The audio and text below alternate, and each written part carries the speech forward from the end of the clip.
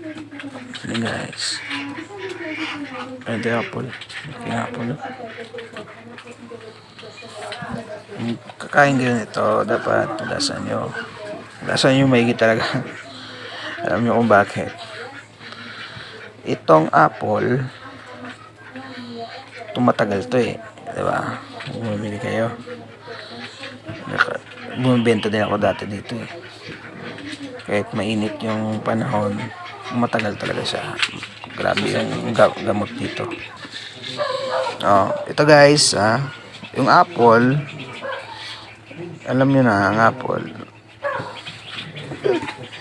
grabe yung gamot dito. Paano ko nasabi? Yan, tagal na ito eh. Bago pa ito, bago pa na-harvest ito. Ang pag-harvest kasi nito, season. Diba?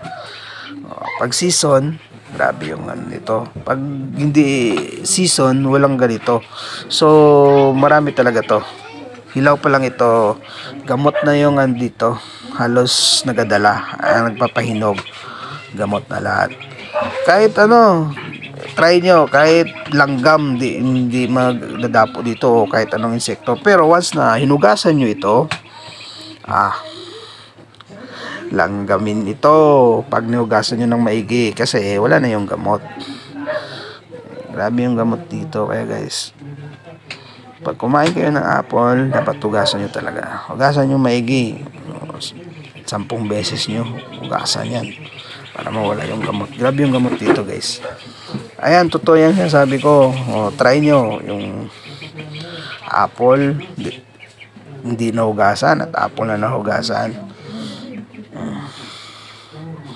Kasi matagal din akong nagbebenta ng ng prutas.